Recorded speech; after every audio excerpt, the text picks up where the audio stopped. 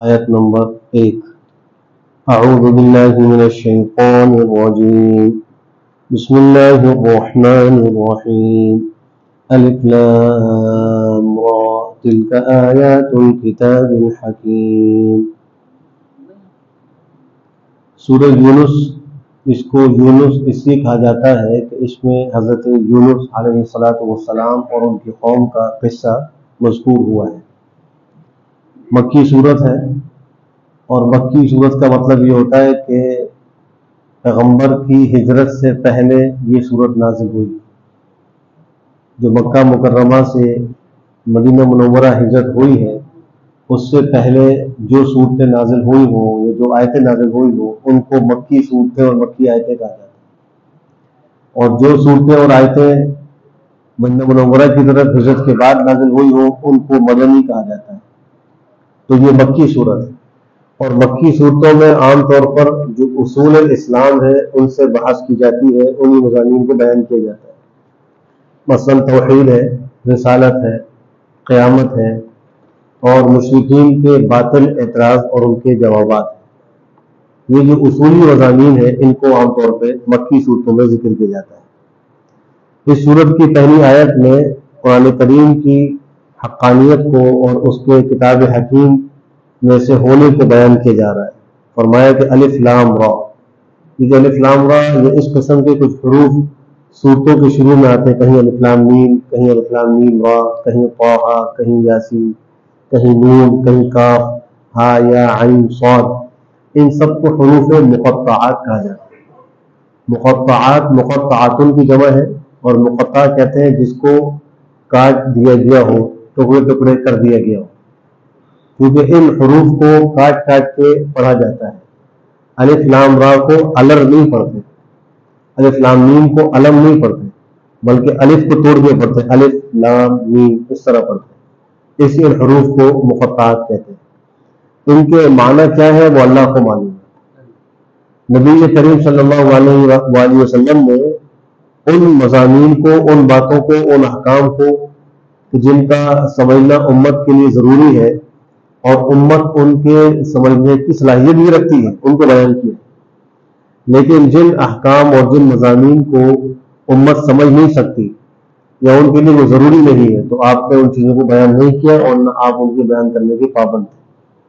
حروف مقطعات بھی انہی چیزوں میں ہے کہ جن کے سمجھنے کی صلاحیت مخلوق نہیں رکھتی، اس اللہ نے اس کا علم اپنے پاس رکھا ہے۔ جب ہم ان آیات کو پڑھتے ہیں یا ان کا ترجمہ کرتے ہیں تو اس کو خبر رمزی کہتے ہیں۔ الف لام را، اس کے معنی اللہ کو معلوم ہے، جس کو عربی میں کہتے ہیں کہ اللہ اعلم بمرادہ بذلک، اس سے اللہ کی جو مراد ہے اللہ اس کو خود جانتا ہے کہ اللہ کی سے کیا مراد ہے۔ فرمایا کہ تلک آیات کتاب الحکیم، یہ کتاب حکیم کی آیات ہے۔ تلک اس میں اشارہ ہے، اور اس سے اشارہ اس صورت کی آئندہ آنے والی آیات کی طرف ہے۔ یہ جو آیتیں اب ذکر کی جا رہی ہیں یہ کتاب حکیم کی آیات، مضبوط حکمت والی کتاب کی آیات۔ اب چاہے آپ ان آیتوں کے اندر مضامین پر غور کر لیں، یا ان کے احکام پر غور کر لیں، یا ان کے اندر جو واقعات اور قصے ذکر ہوئے ان پر غور کر لیں، تو جو بھی غور کرے گا وہ اس نتیجے پر پہنچے گا کہ یہ حکمت سے بھرپور ہے، صحیح اور درست اور حق باتیں ہیں، اس میں کوئی شک و شبہ نہیں۔ حتیٰ کہ اگر الفاظ و معانی پر آپ غور کریں تو یہ قرآن کریم کا اعجاز ہے کہ اس کے کسی ایک لفظ، ایک حرف، ایک حرکت میں کوئی تبدیلی اور تحریف نہیں ہو سکتی۔ یہ قیامت تک کے لیے اللہ کی ایک محفوظ کتاب ہے جس کے اندر کوئی باطل دخل اندازی نہیں کر سکتا۔ لا یأتیہ الباطل من بین یدیہ ولا من خلفہ تنزیل من حکیم حمید، یہ اللہ حکیم و حمید ذات کی طرف اتاری ہوئی کتاب ہے، نہ اس کے آگے سے باطل آ سکتا ہے نہ پیچھے سے باطل آ سکتا ہے۔ اس سے پہلے کی جو آسمانی کتابیں تھیں ان پہ نہ تحریف ہوئی ہے۔ یہود و نصارہ نے تورات و انجیل کے اندر خوب تحریفیں کی ہیں، لیکن قرآن کریم یہ واحد کتاب ہے کہ یہ قیامت تک آنے والے انسانوں کے لیے کتاب ہدایت ہے، اور اس میں کسی قسم کی کوئی لفظی تحریف نہیں ہوئی۔ أَكَانَ لِلنَّاسِ عَجَبًا أَنْ أَوْحَيْنَا إِلَى رَجُلٍ مِّنْهُمْ أَنْ أَنذِرِ النَّاسَ وَبَشِّرِ الَّذِينَ آمَنُوا أَنَّ لَهُمْ قَدَمَ صِدْقٍ عِندَ رَبِّهِمْ قَالَ الْكَافِرُونَ إِنَّ هَذَا لَسَاحِرٌ مُّبِينٌ۔ اس آیت میں دو باتوں کا تذکرہ ہے۔ ایک مشرکین کے ایک اعتراض کا جواب دیا گیا. مشرکین کا اعتراض یہ تھا کہ نبی بشر کیسے ہو سکتا ہے, وحی انسان پر کیسے آ سکتی ہے, کسی فرشتے پر آتی تو ہم مانتے, یہ تو انسان ہے, ہم جیسا انسان ہے, کھاتا پیتا ہے, بازار جاتا آتا ہے, اس کی بیوی بچے ہیں, تو اس پر کیسے وحی ہوتی ہے, یہ کیسے نبی بن گیا. تو ایک تو قرآن کریم اس آیت میں ان کی تردید کر رہا ہے. دوسرے کہ پیغمبر جو آتے تھے وہ دو کام کرتے تھے, ایک انذار ایک تبشیر. انذار کا معنی ہوتا ہے ڈرانا, اور تبشیر کا معنی ہوتا ہے کسی کو خوشخبری دینا, بشارت سنانا. تو انبیاء کے یہ دو کام دعوت کے ضرور ہوتے تھے. جو ان پر ایمان لائے, ان کی بات مانے, تو ان کے لیے جو بشارتیں ہیں ان کو ذکر کرتے ہیں, ان کو خوشخبری سناتے ہیں. اور جو ان کی تکذیب کریں, جھٹلائیں, نہ مانے, تو ان کے لیے عذاب علیم کا ذکر کر کے ان کو ڈراتے ہیں. تو اس صورت کا اس آیت میں بھی انہی دو باتوں کا ذکر ہے. فرمایا کیا لوگوں کو تعجب ہے, یعنی مراد مشرکین ہے, کہ ہم نے وحی کی انہی میں سے ایک شخص کی طرف, کہ اس میں تعجب کرتے ہیں. تعجب کی کیا بات, آپ سے پہلے جتنے انبیاء آئے وہ سب بشر ہی تھے, کوئی فرشتہ نبی بن کر نہیں آیا. خود یہود کے جو نبی تھے موسیٰ علیہ السلام وہ بھی بشر تھے, جو نصارہ کے نبی تھے عیسیٰ علیہ السلام وہ بھی بشر تھے. تو جتنے بھی انبیاء اللہ نے بھیجے ہیں وہ تو انسانوں ہی نے بھیجے ہیں, بشر نے بھیجے. تو فرمایا کہ کیا لوگوں کو تعجب ہے اس بات پر کہ ہم نے وحی کی ایک شخص پر جو انہی میں سے ہے, کہ تم ڈراؤ لوگوں کو اور تم ان لوگوں کو خوشخبری سناؤ جو ایمان لائے اس بات کی کہ ان کے لیے سچا پایا ہے, سچا بلند مرتبہ ہے. قدم جس کو اردو میں قدم کہتے ہیں, عربی میں یہ قدم ہے پاؤں, پیر. لیکن یہاں مراد یہ قدم سے پاؤں اور پیر نہیں ہے, بلکہ اس سے مراد بلند مرتبہ ہے. اور اس کی مناسبت کیا ہے اس معنی سے, وہ یہ ہے کہ انسان جو بھی کامیابی حاصل کرتا ہے یا جو بھی مرتبہ حاصل کرتا ہے, اس کے لیے اس کو سعی اور کوشش کرنی ہوتی ہے, اور سعی اور کوشش عام طور پر پیروں کے ذریعے سے ہوتی ہے. تو اس سعی اور کوشش کے نتیجے میں جو اس کو مرتبہ مل رہا ہوتا ہے, کیونکہ وہ اس میں ذریعہ قدم بنے ہوتے ہیں, تو اس مرتبے کو بھی قدم کہہ دیا جاتا ہے عربی زبان میں. تو یہاں بھی مراد اس سے اونچا مرتبہ ہے, کہ جو لوگ ایمان لائے ان کے لیے اونچا مرتبہ ہے, قدم و صدق ہے. پھر قدم کی اضافت کی صدق کی طرف. اس دنیا میں انسان کوئی اونچا مرتبہ حاصل کرنے کے لیے کوشش کرے تو یقینی بات نہیں ہے کہ وہ اس مرتبے کو حاصل کر لے گا. یہ یقینی بات نہیں. ہو سکتا ہے اس کی کوشش رائے گاہ ہو جائے, نتیجہ مرتب نہ ہو, اور پھر اگر اس کو وہ مرتبہ مل جائے تو وہ یقینی نہیں ہے, یعنی پائیدار اور دائمی نہیں ہے. بالآخر اس سے وہ مرتبہ چھڑے گا, اور موت پر تو سب کچھ ہی چھن جائے. لیکن آخرت کے جو مرتبے ہیں جو انسان کو ایمان اور عمل صالح کے نتیجے میں ملتے ہیں, وہ یقینی, ایک تو یقینی ہے کہ وہ ضرور ملے, اس میں کوئی شک و شبہ نہیں. اور دوسری بات یہ ہے کہ وہ دائمی ہے, ہمیشہ کے لیے ملے گا. اس پہ یہ نہیں ہے کہ آج مرتبہ مل گیا اور کل واپس لے لے, بلکہ جو مرتبہ جو مقام ملے گا وہ دائمی ہمیشہ ہمیشہ کے لیے ہوگا, ابدی زندگی ہوگی. دوسرے مفسرین یہ فرماتے ہیں کہ قدم کی نسبت صدق کی طرف کرنے سے اشارہ اس طرح بھی ہے کہ یہ آخرت کے اونچے مراتب سچ کی بنیاد پر حاصل ہوں. جو سچا ہوگا ایمان میں, قول میں, فعل میں, نیت میں, ارادے میں, جو سچا ہوگا اسی کو یہ مرتبے ملیں گے. جو سچا نہیں ہوگا اس کو مرتبے نہیں ملیں گے. اللہ ہم سب کو سچ نصیب فرمائے. فرمایا کہ بشارت دیجیے ان کو جو ایمان لائے اس بات کی کہ ان کے لیے اونچا مرتبہ ہے ان کے پروردگار کے نزدیک. کہا کافروں نے یہ تو کھلا جادوگر ہے. یہ اعتراض کر رہے ہیں, یہ جو نبی نبوت کا دعویٰ کر رہا ہے نبی آخر الزمان صلی اللہ علیہ وسلم, یہ تو کھلے جادوگر ہے, ساحر مبین. تو مشرکین نے آپ کو ساحر بھی کہا, کاہن بھی کہا, شاعر بھی کہا, مجنون بھی کہا. اللہ نے ان کے تمام ان دعووں کی تردید فرمائی کہ نہ پیغمبر شاعر ہے, نہ ساحر ہے, نہ مجنون ہے, یہ تو اللہ کے نبی ایک بشر ہے. ان ربکم اللہ الذی خلق السماوات والارض فی 6 ایام ثم استوى على العرش يدبر الامر ما من شفیع الا من بعد اذنه ذلکم اللہ ربکم فاعبدوه افلا تذکرون. توحید کی جو دلیل ہے اس آیت میں اس کو ذکر کیا گیا. اللہ اکیلا الہ ہے. اور دلیل کیا ہے کہ اللہ خالق ہے. آسمان زمین کا خالق اللہ ہے. اللہ کے سوا کوئی اور خالق لائی جن نے کوئی آسمان زمین کو پیدا کیا ہو, انسان کو پیدا کیا ہو. جب کوئی اور ایسی ذات نہیں ہے اللہ کے سوا تو اللہ ہی اکیلا الہ ہے, معبود ہے.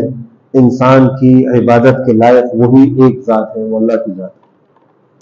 فرمایا بے شک تمہارا پروردگار اللہ ہے جس نے پیدا کیا آسمانوں کو اور زمین کو 6 دنوں. 6 دنوں میں پیدا کرنے میں حکمت یہ ہے کہ مخلوق کو آہستہ آہستہ بتدریج کام کرنے کی تلقین کرنا ہے کہ جلد بازی نہ کرے. ورنہ اللہ تو کلمہ کن اور قادر ہے. وہ تو کن کہتے ہیں اور 7 آسمان 7 زمینیں بن جاتے. اور کلمہ کن بھی یہ تخلیق کی سرعت اور جلدی کو بیان کرنے کے لیے. ورنہ اللہ تو کن کہنے کا بھی محتاج نہیں, وہ کسی چیز کا محتاج ہے. مخلوق ہر چیز کی محتاج اور اللہ کسی چیز کا محتاج نہیں.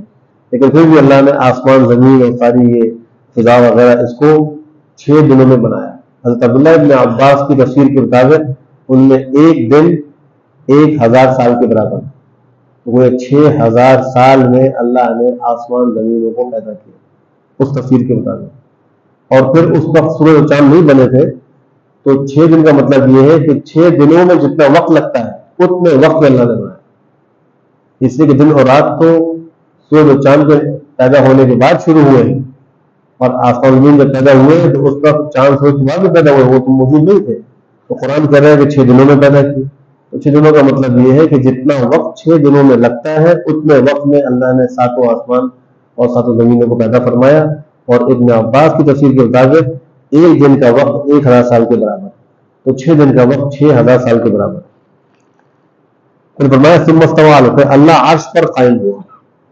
عرش اللہ کی ایک مخلوق ہے, عظیم الشان مخلوق ہے, بلکہ مخلوقات میں سب سے بڑی مخلوق ہے. اللہ اس پر قائم ہوا. اس سے کیا مطلب ہے؟ یہ اللہ کی صفات میں ایک صفت ہے. ہماری عقلیں اس کی کنہ اور حقیقت تک نہیں پہنچ سکتی. لہذا ہمیں اس صفت پر ایمان لانا ضروری ہے. ہم ایمان لائیں کہ اللہ مستوی علی العرش ہے. کس کیفیت کے ساتھ ہے؟ انسانوں میں آپ دیکھیں کہ جب کوئی بادشاہ تخت نشین ہوتا ہے تو اس کی بادشاہت کے لیے ایک تخت ہوتا ہے, اس پر وہ بیٹھتا ہے, پھر وہ فرامین جاری کرتا ہے اور ملک کا نظام چلاتا ہے. اللہ تو تخت سے بھی پاک ہے اور تخت پر بیٹھنے سے بھی پاک ہے, جسم سے بھی اللہ پاک ہے. یہ بیٹھنا یہ سب جسم کی صفات میں سے, اٹھنا بیٹھنا لیٹنا کھڑے ہونا یہ جسم کی صفات میں سے اللہ جسم سے پاک ہے. اللہ کی کچھ صفات ایسی ہے کہ انسان کے اندر بھی وہ صفت پائی جاتی ہے. مثلا سمیع ہونا سننا, مثلا بصیر ہونا دیکھنا. اللہ سمیع بھی ہے سننے والا, بصیر ہے دیکھنے والا ہے. لیکن انسان کے دیکھنے میں 2 چیزیں ہیں. ایک تو انسان جب دیکھتا ہے تو اس کو آلے کی ضرورت ہے, وہ آنکھ ہے. جب یہ آلہ اس کے پاس ہو اور ٹھیک ہے درست ہو تو اس پر جو نتیجہ مرتب ہوتا ہے وہ یہ ہے کہ وہ دیکھنے لگتا ہے. ایسے انسان سمیع سننے والا ہے, لیکن اس کے اندر ایک چیز یہ ہے کہ آلے کا محتاج ہے, اس کو کان چاہیے. اگر اس کے پاس صحیح کان ہو, آلہ درست ہو, تو اس پہ جو نتیجہ مرتب ہوتا ہے وہ یہ ہے کہ وہ سننے لگتا ہے. اللہ سبحانہ وتعالیٰ احتیاج سے پاک ہے, جسم سے پاک ہے. اللہ کسی کا نہ محتاج ہے نہ اس کا جسم ہے.